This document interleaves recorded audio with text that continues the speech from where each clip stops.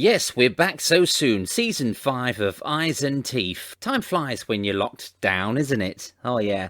This time last year, I was a comedy ventriloquist. This year, I'm a comedy ventriloquist, a writer, a YouTuber, a podcaster, songwriter, Netflix sponsorer, Olympic jogger, conspiracy theorist, homeschooler, delivery driver, chef, quizmaster, radio DJ and patron of the Max Miller Appreciation Society. I have delved into all those things and also delved out of some of them. But I tell you what, I've just become a radio DJ recently on an online secretive radio station, which I shall not mention because I'm still learning. I'm kind of retraining myself. So having a bit of fun. I've told a few friends and family about the station. It's called Cool Vibes Radio. So if you want to check it out, I'm on Thursdays, 10 till 12, but only for a few weeks. So check that out because I'm going to be moving to a bigger station with probably another 10 listeners. You can hear my passions. On this podcast, I love comedy and variety. On the radio show, I love my music. I'm getting up and I'm doing it. That's what, when I'm not actually sitting down doing all these phone calls and interviews and radio shows, but I actually love this with a passion. And I'm writing the book. I've nearly finished the first edit on Ventriloquist, which is all about ventriloquists. This has been my COVID creations. I've poured all my creativity out into the world. And so I've just thoroughly enjoyed it, talking to people, writing about people, or playing music for people. And the feedback I've been getting makes me feel good because it's making people happy and smile or tap their feet. There's nothing wrong with that. Get out there and do what you want to do. I've got so many ideas. So now I'm just going to get them done until I can go back to work. Then you go on the road, you haven't got time to do anything else. And so, I'm sorry, love, I can't actually homeschool today. Got to drive to Blackpool to do 15 minutes. That was the old me. I could be in Hawaii in 3 weeks' time on a cruise. It's not going to happen. That is what I used to do. Just jump on a cruise, jump on a flight. But here we are, back at Eyes and Teeth. Season 5, can you believe that?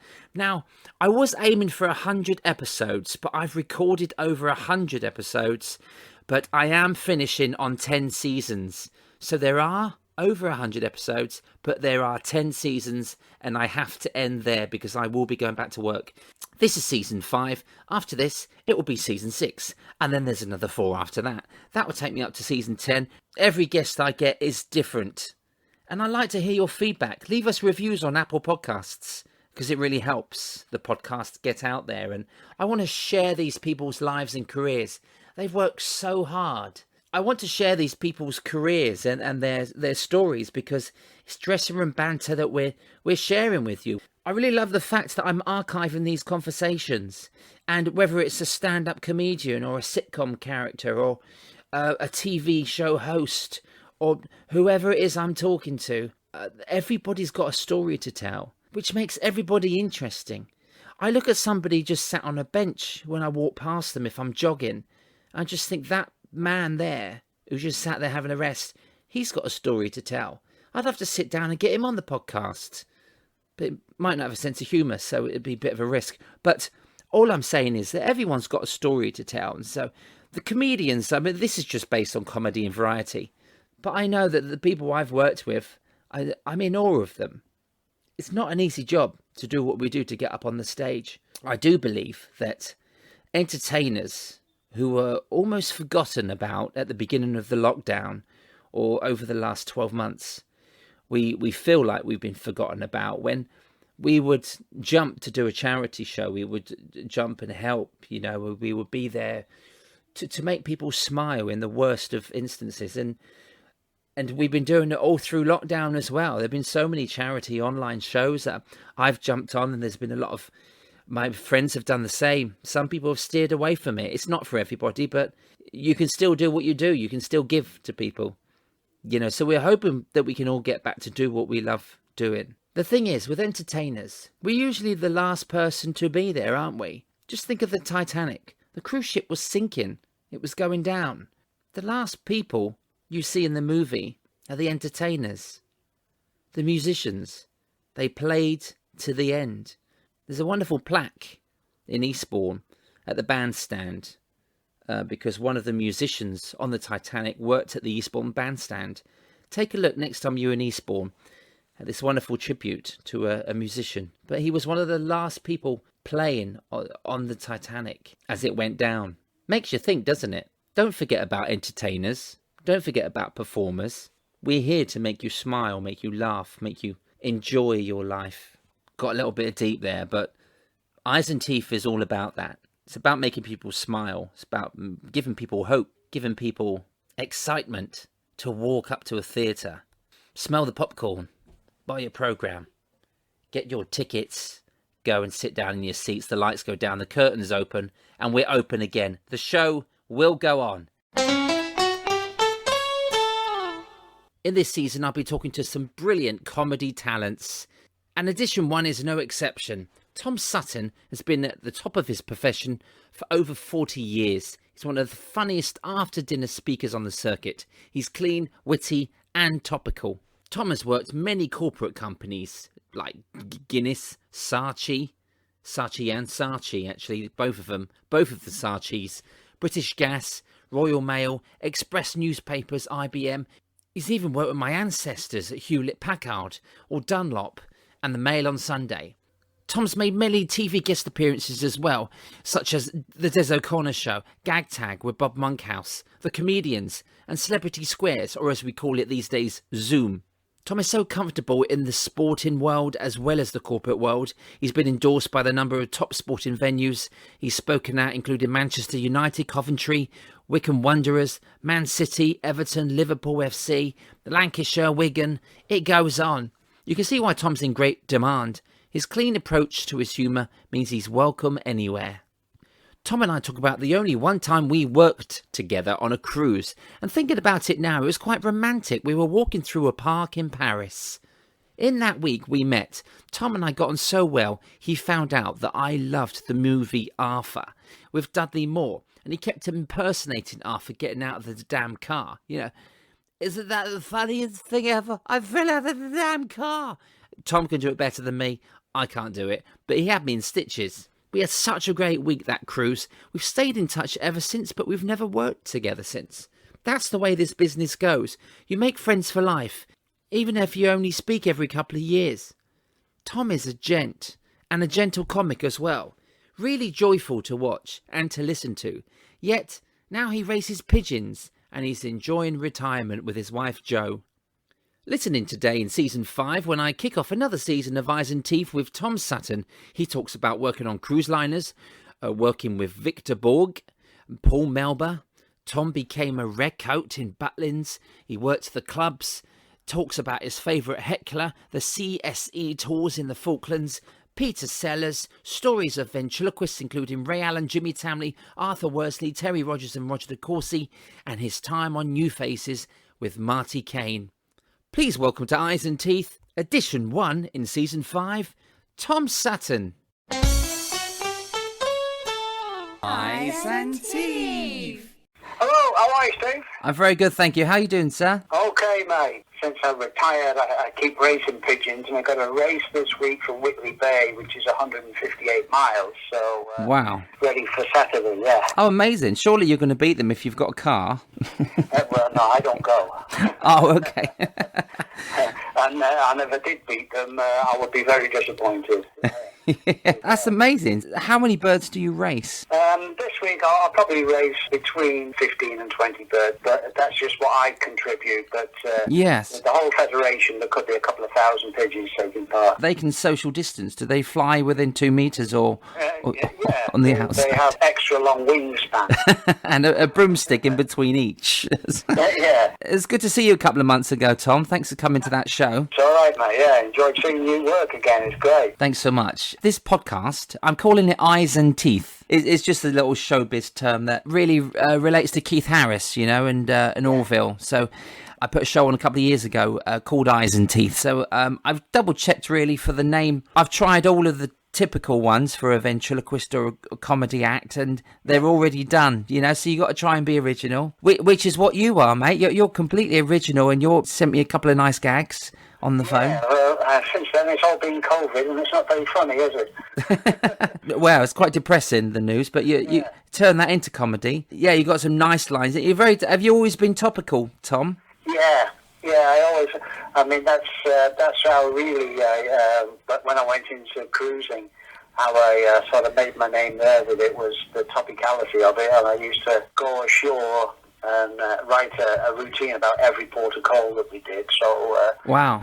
I found that way as well, especially working with the American audiences, that if you talk about things that we've all seen, nobody's left out of the gag. Yeah, that's true. They can relate to everything that you're talking about at that time. Right, yeah, that was my whole idea behind it, yeah. Fantastic, and it worked very well for you. American audiences were great for me, yeah. Well, that's brilliant. Well, we met on a cruise ship. Paris was fun, and you know where this is going, but Paris was where that impression you made on me, on that impression of my all-time favourite movie and comedy pianist, Mr. Dudley Moore, in Arthur. It always sticks out in my mind, that little impression that you did. Yeah, well, funny enough, I was watching an edition from Sunday night at London Palladium last night with Pete and Dud. Oh, wow. And they absolutely stole the show. They were incredible, you know. And they were a big influence on me as well when I was sort of starting out in the business. Really? They were just incredible. They were a different class. Weren't they? They were just, yeah, they were. I mean, I think I was an early teenager. Maybe I wasn't even a teenager and I shouldn't have listened to it, but I did get to listen to all the Derek and Clive tapes thanks to my dad. I think he played it for all the family. To be honest, I was never really into the Derek and Clive tapes. No, not many people were, but it was behind the scenes. Vinyl LP of not only but also which had the great classic tracks on, you know. But they were brilliant together, weren't they? When they done the clean telly stuff, you know. This obviously, Derek and Clive was behind the scenes after a few drinks, but what they did was just brilliant for comedy. And around about the same time as, or was it before Monty Python, wasn't it? Or it was before Python, yeah. They inspired a lot. They came before Python. It was and before the David Frost and all that. Well, probably about the same time as David Frost, you know. Yeah, it was just satire because they'd done Beyond the Fringe with Alan Bennett and Dr. Miller. Yeah, that's where Pete and Doug sort of got together and came from that. Yeah, they were just different class. I mean, the Palladium show that I watched was my recording that I'd watched. It's just incredible. And it wasn't a bad lineup. They had Peter, Paul and Mary. It was Jimmy Tarbuck's first time as the compere. Oh, was it really? Wow, early days. Yeah, Frankie Vaughan, who I used to work with a lot. Frank was on the show, you know. And it's good to see a lot of these old sort of variety acts. It's nice to see them come back. It's brilliant that they show that every Sunday, isn't it? The Sunday night, the Palladium shows. It really, I'm sat there obviously waiting for ventriloquists to come along and all of the comedy acts I love. I think a few weeks ago they showed Bruce Forsyth and Norman Wisdom doing the painting, decorating. Yeah. No, I never got to work with Bruce, but I worked with Norman when he was living in the Isle of Man. We did a variety club dinner together. Yeah. Oh, okay, I've just seen a picture of you and Norman. Actually, I met Norman at a variety club in Bournemouth in 2001. It was, and what a sweet man he was. He was really brilliant. Nice guy. I actually have a program from when he did his own show at the London Palladium, and he signed it for me. So that's a bit special. Oh wow, nice keepsake that. Wasn't he just one of the greats? Yeah. Really nice. Obviously, we met on a ship, but you've worked many times on ships. Now, my favourite all time in 25 years of shipping is the QE2. Do you have any stories from those days? No, not particularly with the QE2. I didn't do it a great deal. My early days of cruising were with P&O and on the Canberra. The Canberra, that comes up a lot, the Canberra. A lot of acts, like Dave Evans used to mention it a lot. Oh, yeah. Dave was a great act. Brilliant, wasn't he? Terrific act, Dave. Yeah, I used to work in fact, I did the very last cruise on the Canberra. It was your fault, was it? Yeah. I closed theatres. The last theatre I worked, I closed it actually, but that was literally a day before lockdown. So, yeah, we've got something in common. Yeah, actually, that's the second ship that I've sent to the scrapyard. The other ship was another P&O ship called the Uganda. Okay. And I was down doing a CSE tour for the British Forces down in the Falkland Islands. And they'd been using the Uganda as a hospital ship. And it wasn't actually on our itinerary, but we got a day off. And the one of the CSE organisers says, look, the Uganda is going to go off to be scrapped from here. The people on board said, could we go over and do a show? So we did. We went and did the very last show before we went to the scrapyard, yeah. Oh, amazing. The last QE2 job I'd done, it was the penultimate cruise. So the next cruise was the last cruise before it docked in Dubai for the rest of its life.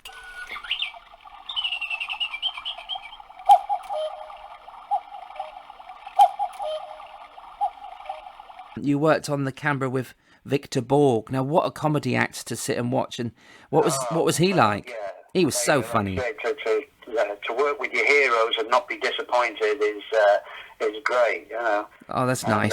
It was the day after my show, and I was in the buffet line, you know, and this voice behind me says, so you were the comedian last night? It's like he's here. I love that. I said, yeah. I got to be honest, I didn't see your show. He said, but my son Ronald went. He said, you're a very dangerous man. He said, you work a lot faster than me, but I do everything slow nowadays. I talk slow, I eat slow, I even walk slow. But that way you get to see more things. That's a lovely description, isn't it, of comedy? Yeah. He was a lovely guy, and I was amazed when I first saw him because I always had this picture in my mind from seeing him on TV and, you know, there are so many Royal Variety shows and whatever, and I have always thought he was this tall, elegant Danish gentleman, and he was rather like Mr. Magoo.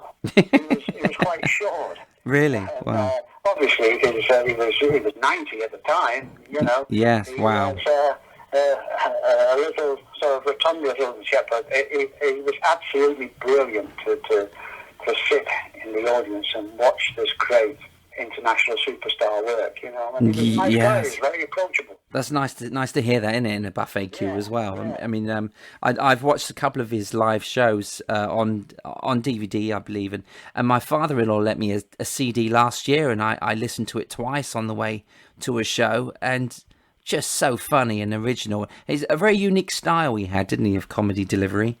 Yes, yeah, he did. And it was, you know, when you just sit down and talk with him, and it was a fascinating man.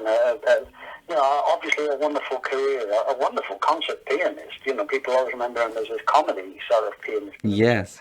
A very accomplished classical pianist, you know.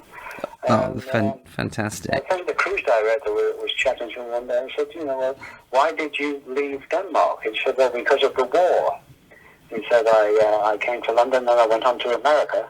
He said, but the reason I left Denmark was that the Danish Nazis were worse than the German Nazis. Wow. Yeah, he said they'd already sort of infiltrated and were taking names, and he was obviously Jewish and got out where he could, you know. Yeah. Wow, incredible. Yeah. He was an incredible, just a great man. Yeah, he's a delight to watch, isn't he? Just a genius.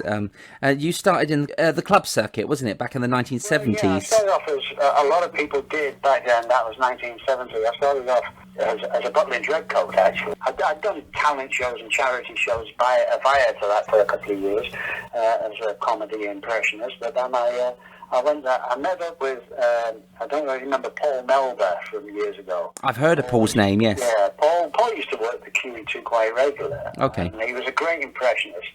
And he was on at a local club. I went to see him, and he advised me to go as a Butlin's Redcoat, so that's what I did. 1970, I went to Patelli as a Redcoat. Wow. Left that year. I'd met up with another guy there called Nev Goodwin, and we went off on the club circuit for 6 months as a double act. But then never wanted to go back because he'd got a girlfriend at Butlin's.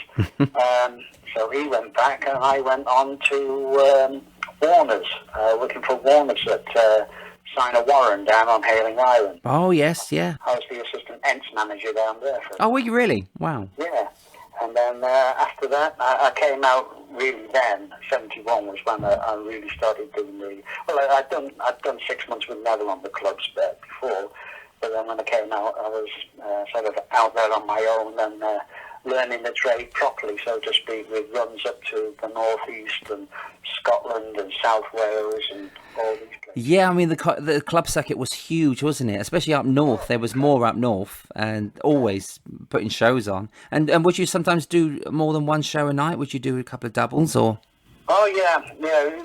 That used to happen a lot in Manchester. Okay. It was great for me because I was based in Widnes, which is between Liverpool and Manchester, so I could hit both cities within 20 minutes, half an hour.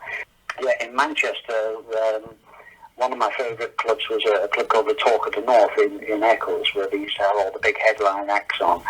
When you did that place, you would, as a comic, you would usually close the first half of the show, yes, and then go on and do another club, a working men's club, a social club somewhere else, a bit further away from the nightclub, Yeah, great days. I missed out on those days, sadly. Sometimes you do 2 or 3, at the weekend you could do 2 or 3 different venues. You could do an early one, then go to do the Talk of the North, and then do a midnight one in some bit of a dive somewhere.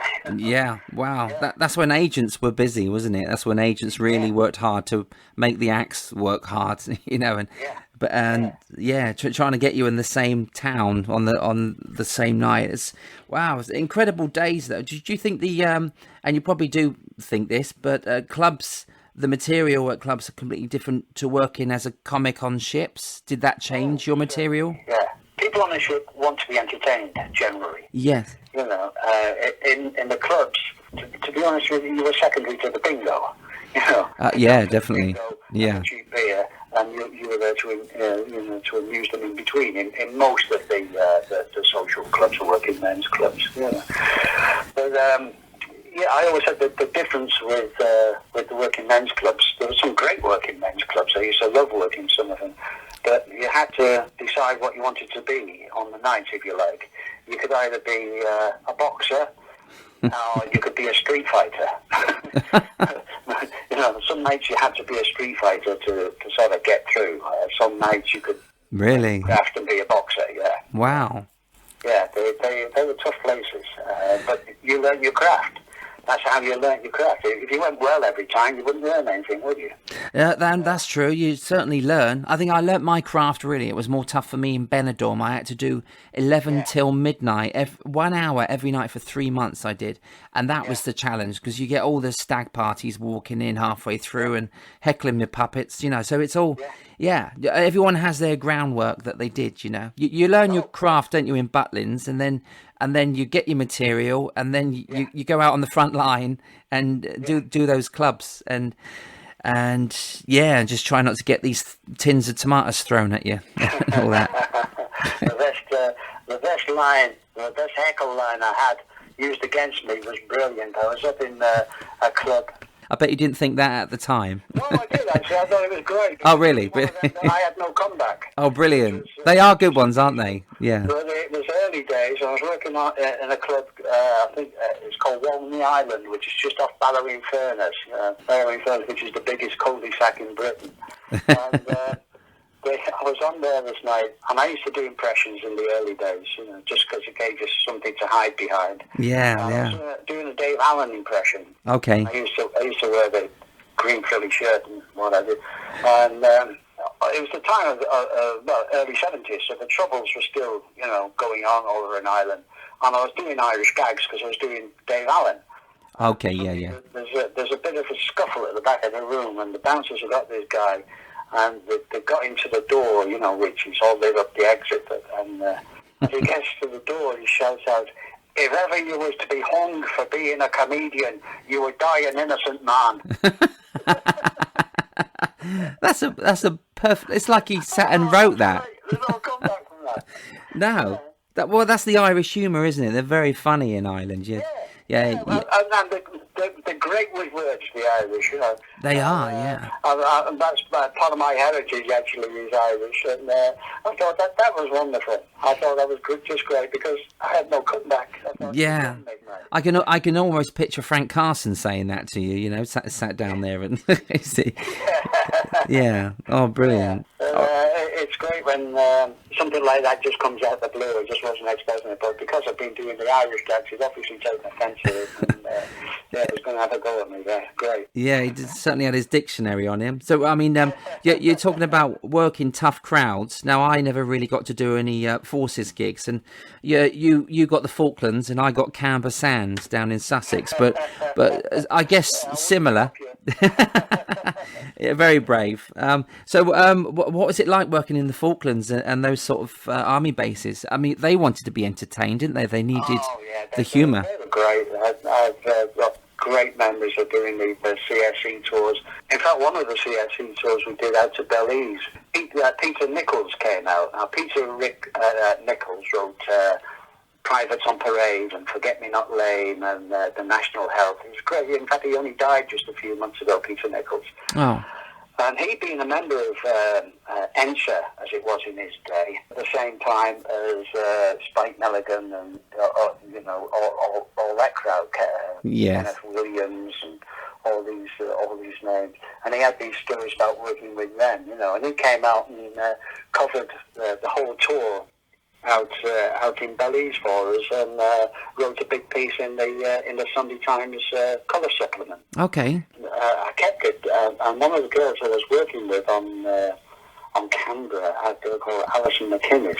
She was working with Stanley Baxter. She was working with Stanley Baxter. Oh yes, yeah. I think they were doing pantomime, and of course, you see, Peter had worked with Stanley Baxter with ENSA, so she said, "Could I take this piece and show it to take it to Stanley?" So I said, "Yeah, of course." And of course, I never got it back, which is a great shame because I would have liked to have kept that because it was a lovely little piece that he written about. Yeah. But they were great. The CSE tours. In fact, that's how I met Joanne, my wife. We met on a tour. It was my third tour of the Falklands, and it was her first time working for CSE. Oh, okay. Joanne was out there. I've worked with Joanne and yourself, and she's delightful, isn't she? Give her my love. Bless her. Yeah. Oh, that's amazing. And you mentioned Spike Milligan as well. And he had the funniest comeback ever, didn't he, on British Comedy Awards? When he with that letter. Only he could have got away with that line, couldn't he? Yeah. I used to do. I did a summer season in the Isle of Man back in '86. Well, I did two, '86 and '87. Out there, I didn't know he was there at the time. There used to be a great actor around Manchester called Johnny Goon Tweed. Okay. And Tweedy was he was like a living legend around Manchester, around the club circuit. Yes. Everybody liked Tweedy. And he used to do a one-man goon show. He used to do all the voices and whatever. Wow, really? I came off stage one night, and the door opens, and in comes Tweedy. "Hello, Jim. How are you, Jim?" I said, "Oh, I'm all right, mate. How are you doing?" "Oh," he said, "I live out here now." He said, I had to pack the business in because the old ticker, He said, "I'm working at the casino." He said, "I'm the chef at the Isle of Man Casino." So I said, "Oh, right." Anyway, we had a few sherbets after the show, and I said, "Well, we'll get together." Anyway, he didn't show up for about 3 weeks, and then he turned up at my digs. So I said, "Where have you been, John?" Oh, he said, "After the last time we were out together," he said, "my wife, I said I shouldn't associate with you anymore." He said, "Because you drink." So I said, all right. He said, "But she's gone over. She's gone across to the mainland for a few days." He said, "So that's why I'm here." I said, "All right." So he said, I wanted to play you this." So I said, "What is it?" He said, "It's a tape. It's a tape recording that Terence has sent me." Now, he always called Spike Terence because that's his real name, Terence Milligan. Oh, okay, wow. And Johnny was apparently in touch with Spike. So he said, "Terence has sent me this." He said, and it was sent to him by Peter Sellers. So I said, "Oh, right. What is it?" He said, "Well, come and listen." So it was this cassette tape at the time, and it was a recording that Sellers had made of. Do you remember the Goon Show characters at all? I do, yeah.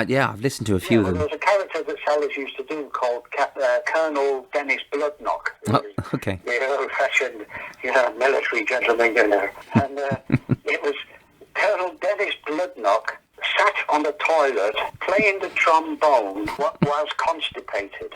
And you put it on, and you hear the door open. And then sits down and the tune that he's playing is "The Nearness of You." So he sits down and he goes, And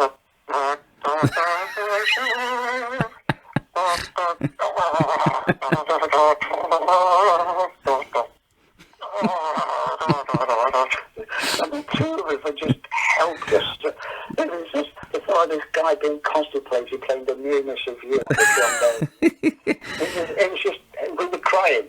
That's genius, isn't it? That's something that sadly probably was never shown, or it's probably an in-joke, something that It's just something that he made up. Sent to Milligan, and Milligan passed it on to Johnny Goontweed. Oh, that's brilliant! Wow. Oh, thanks for sharing that. That's fantastic. Eyes and teeth. How important to you? I'm not sure if you did use music, but how important to a comedy show is music, Tom? What do you think there? One of my great regrets is that I can't sing, that I can't hold a tune. Me too. Yeah. But I think it makes you work harder with the comedy, to be honest. Yes, we've got no choice. They can sing.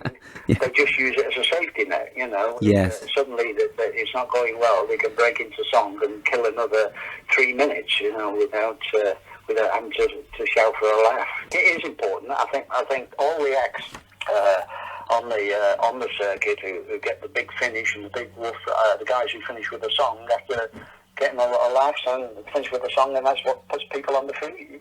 Yeah, that's true. I mean, you could do a whole hour of comedy and then just sing one song at the end, which would probably be New York, New York, where everybody has to stand up and give you that standing ovation. It worked though, didn't it? Or just play the national anthem. Then they've got no choice. I don't think so. I think we got the dreariest anthem in the world. It could have been more jolly, couldn't it? Legs up in the air and stuff. But it's like Billy Connolly said, we should play the Archers theme. That should be our anthem.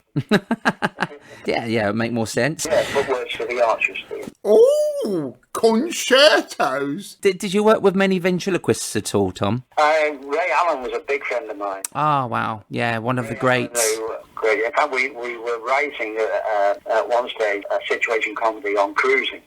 Okay. And we sort of got the 6 basic things together, and then we were told, well, it would cost too much to produce it, but yeah, we did start writing a sitcom, because Ray used to write some great stuff. He early days he used to write, you won't remember this, there was a TV show called Bootsy and Snudge, which was Alfie Bass and Bill Fraser, and Ray used to write that, So. Yeah, well, I read that recently when I'm researching for a book I'm writing on ventriloquists, and I've just literally last week just discovered how much Ray Allen used to write for other TV shows and comedy stars. It's incredible the amount of work he got into writing for people, and which astounded me. He was funny. I mean, people always remember him obviously with Lord Charles. Yes.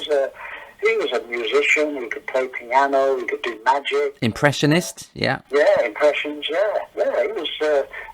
We had some great times together, Ray and I. Yeah. John Boucher I used to work with a lot. John done a lot of P&O, didn't he? So I know John. Yeah. John worked a lot with them. Jimmy Tamley as well. I worked with Jimmy a few times. Yeah, Jimmy's my teacher, as you know. I probably told you at the time that he taught me when I was a kid. Yes, you did. Yeah. Yeah. Jimmy's a great lad. And, lovely guy. My favourite that I used to watch as a kid and thought he was wonderful was Arthur Worsley. Yes, Charlie Brown. Arthur Worsley was wonderful. Fantastic. Do you remember the lines that he used to do? Turn me round, son. All those. Oh, that's right, yeah. Look at me when you're talking, son. Yeah.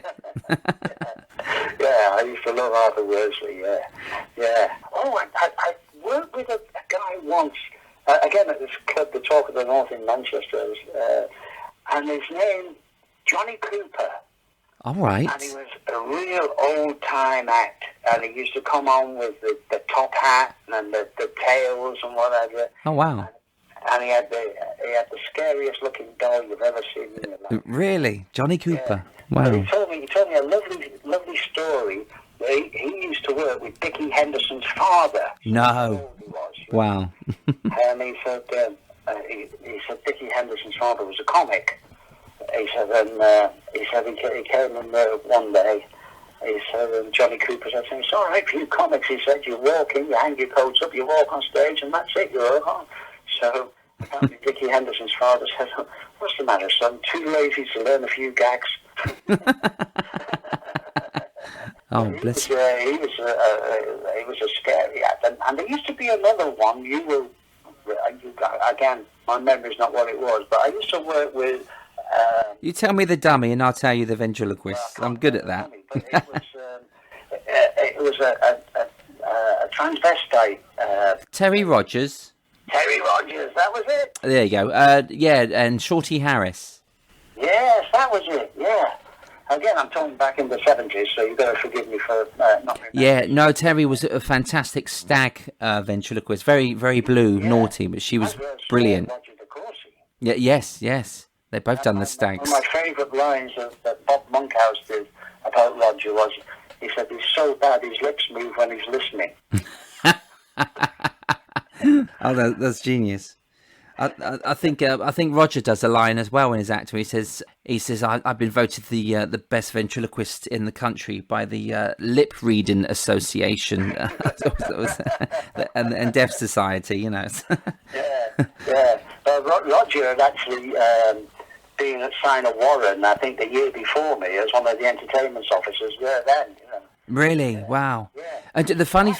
I don't know if you know, he's a classically trained singer, Roger. Yes, and incredible. Now, I actually went to Terry Rogers' funeral in 1999, and we were singing the hymns, and I heard this big voice behind me. Now, I didn't know Roger De Courcy, firstly, could sing, and secondly, I didn't know he was in the church until we started to sing one of the hymns. I turned around and Roger was singing. I thought, what an incredible voice. And it was then, in 99, I realised he could sing. And then I saw him on Des O'Connor, which was an old tape from the 80s, but he was doing the Barbara of Seville with Nookie Bear.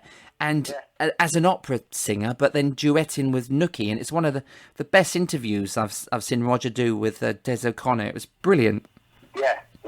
Yeah, great work. I've been singing for years, but I used to do the VGS dinners sometimes for the Little Golfing Society. Okay, yeah. And I think that's the last time I saw Roger was there, you know, because he was because he'd worked with Joanne a few times, and he always used to try and wind me up saying, you know, it's my daughter rather than my wife. Yeah. Funny thing is that the last time I saw Roger was actually, and it's the first time I ever saw him work live, and it was at Mill Rive in Haylen Island. Oh, yeah. And that was last year. It was for my dad's birthday last April. And so I got to see Roger, and I didn't tell him I was coming, so I didn't want to make him nervous. So I popped in to see him afterwards, and it was great to catch up and see the bear. And again, he was like Paul Levent. You know Paul Levent? Oh, yeah. Yeah, where they do like half-hour stand-up, and they save the characters till the end. And it's like... Yeah. You know, and some people just want to see the character with an event, don't they? Yeah. They don't want to hear my jokes. They just want to see Arthur Lager or, you know, so it's all... The bear was originally called Gollux, wasn't it? Yes, Gollux the Gare. Gollux the bear. He changed it. I think it's because he done New Faces and he won. He had to change the name of the bear for television because he got he got a kids' TV show out of that, and he couldn't stand working for kids. You know. So the children's TV show, and then he was more of an adult working vent, wasn't he? That's right. Yeah. Good at. Very good at. Yeah, brilliant. I did that as well. That New Faces. I did that Christmas show in 1974. Really? Yeah, I got beaten by some gingerbird from Sheffield called Marty Kane. Wow. The night I was on, yeah. Oh, that's incredible. Well, it's a nice story to tell, and because Marty went on to host that show. Yeah, and then nice lady as well. Did you work on Canberra? I didn't get to do it, no. The MD on there was Roger Carr. Okay. They've gone to Oriana afterwards, but he actually was Marty's MD before he went cruising. Really? Wow. I didn't know until I met up with Roger. He said, you've got to mention in Marty's book. I said, do I? He said, yeah. He said, there's me and you. He said, we both get mentioned in her book. So I said, oh, well, that's a nice thing to know, you know. Oh, that's nice. At one point, yeah. Roger Carr's the keyboard and MD for P&O for years. Yeah. Okay, wow. Well, I know Jimmy Tamley won New Faces, but Marty was hosting that in 87. Later on, wasn't it? It was about 2 or 3 series after she'd actually won it because... well, they brought it back, didn't they? Yeah, it was in the 70s. For a while. Came back in the 80s. She'd been out to some city, which she got a lot of stick for because of the apartheid thing, you know. So okay. she had to sort of cool things down a little bit before she was back on TV, you know. Wow. Yeah, but she's a very talented woman. She is, yeah. I read recently somebody mentioned on Facebook that the only person that beat Terry Rogers in comebacks and hecklers was Marty Kane, and she was so yeah. And you've got a good heckle line from Ireland. I like that one. Yeah, but that was used against me. Yes. Yeah. Sadly. Yeah, I thought that was great. Yeah, but when people aren't heckling you, Tom, you're one of the greatest comics I've worked with. You're really fast and like you say, topical as well. You're really pleasant to watch and a lovely attitude as well on stage. You know, your delivery is just warming. Do you know what I mean? Thank you. That's very kind of you, Steve. The one thing that a lot of the fellow pros used to say about me was the timing. You know. Yes. But they said, how did you develop that sort of pause and all the rest of it? I said, well, I worked for a lot of time on the after dinner speaking circuit, and some of the times you'd go into a room and there may be 80 people sat there. That's all. It'd be a little private function, of some corporate thing. Yes. And there'd be 80, but there was no microphone, so you had to do it without a microphone. Oh, it would terrify me. Yeah. So then, what happens then? What I very soon learned was once you deliver the gag, you've got to stop, you've got to pause and wait for the laughter to die down before you start the other one. Whereas if you've got a microphone, you can talk over the laughter. Yeah, that's true. You can start the gag before they finish laughing. Start the gag quicker. When you've got no microphone, you've got to wait. I always said that improved my time in no end. You know? And you want to get home quicker when you're doing those gigs, so you want to get it over with, don't you? But it's like when you're struggling, you do half an hour's material in 10 minutes. No, that's true. I done a golf club with Bob Webb and in the Midlands, and that was last year. And I turned up to the gig, and it was not built for a ventriloquist. It was this triangle-shaped room, or an L-shaped room, where it didn't... So you can't see half the room, yeah. Yeah, you couldn't see half the people, and so I had to go central, and they said there's no microphone, but... And so I had my PA in the car. You have to be ready, don't you? And so I set mine up, and I just went up against the wall, and I just had literally somebody could touch my right hand if I wasn't holding a dummy, and then somebody was on my left. It was that close, and there was about 80 to 100 men. Only one woman there, and she was the club secretary, and so I had to use her because one of my characters uses a woman there. But it was terrifying. But I remember the line I did, actually. It was an ad lib because I was listening, and they were giving awards. You know, that's one thing you mentioned. You mentioned the bingo. Other things that we don't like waiting for is raffles and auctions as well. And you had all these, and awards as well can go on, can't they? Yeah. Yeah, they were giving away these golf awards, and one of them was the longest drive. And then, for golf on that day, and this guy got it. And my opening line was, because I'm not a sportsman, I don't know anything about golf, but my opening line was, which actually, I think I would have struggled if I didn't open with this line. So it was, and it's obvious probably to a comic. So I came out and said, I was really excited about all the awards, and I thought I was going to get the first one, which was the longest drive, because I've driven from Eastbourne to Birmingham, and it got such a big laugh. I had them for the next half hour, and I was quite proud of that. I think if you have a gag, whether it's an ad lib, something to do with the evening, if you could change the perception of, because 80 to 100 blokes watching a puppet show is not going to go too well these days, and that's what I was worried about in a close proximity.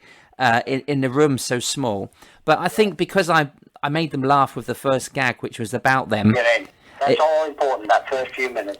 Yeah, it was for me, and I got that from watching people like yourself, Jimmy Tamley, who taught me how to work an audience, and just watching great comics and over the years, and just work in a room, work in a different room, because every night was different, wasn't it, Tom? Of course it is. Yeah, you don't know what you're walking into. I mean, some nights. It's what you get what I call now a dignitas gig. Because you walk in and you know that later that evening you're going to die. Yes, yeah. It's all about the optimism, isn't it? Yeah. When I retired 2 years ago, my son made up a a video, you got in touch with lots of people who had worked with, you know, like sort of Hillary O'Neill, nice. people like this, you know, all come up and did little pieces for me on this video. But in the end, he put the quote, because people kept saying, you know, why are you retiring? You know, I said, well, after doing stand-up for 50 years, I've now lost the will to die. That's beautiful. What a line. So that's going to be my epitaph. That could be the title of your book. I like that. I love it. Well, I love your stories. That's brilliant. Well, Tom, it's a pleasure talking to you. Thank you so much for your time. I appreciate that. I wrote this probably 12, 15 years or so, maybe more. No, it is more. It's when I was living down in Surrey. About 20 years ago, I wrote an idea for a BBC radio programme about whenever you get groups of comics sat together, they never talk about how well they did, because that's not funny. They talk about all the places where they absolutely died on the backside. That's what we want to hear, yeah. Well, that's funny. Nobody wants to hear, I went there, I stormed it, you know, and got a standing ovation. I always say, well, ovation is an anagram of two vein. So you get all these comics sat together, all telling stories, you know. Yeah. So, and it's always about the working men's clubs.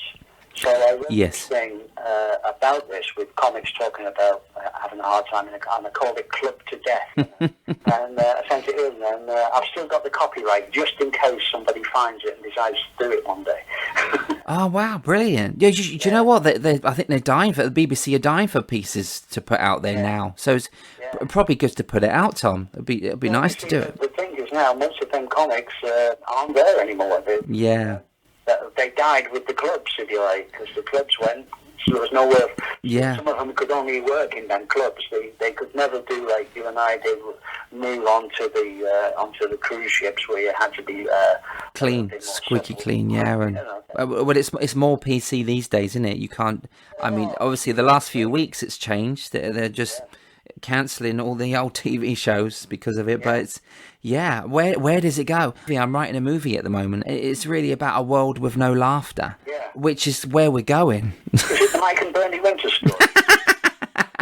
Yes, it's all about their life. That's a brilliant ending. I love that. Then we will leave it there.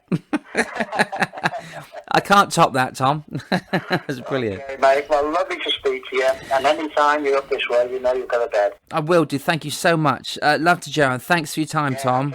Buddy, thank you. Bye now. I really enjoyed that, catching up with Tom Sutton. Such a lovely man. And Joe, his partner, is equally as lovely. Today's comedy quote comes from Victor Borge. Laughter is the shortest distance between two people. Thank you, Victor. Eyes and Teeth is written, produced and hosted by Steve Hewlett. Vocals provided by Larissa, Lola and Nina Hewlett. Special guest vocals by Rich T. Eyes and Teeth music and jingles are produced and performed by Kevin Dean. Tune in for the second edition on Eyes and Teeth, Season 5, when I'll be talking to the brilliant and the little bit naughty Paul Eastwood.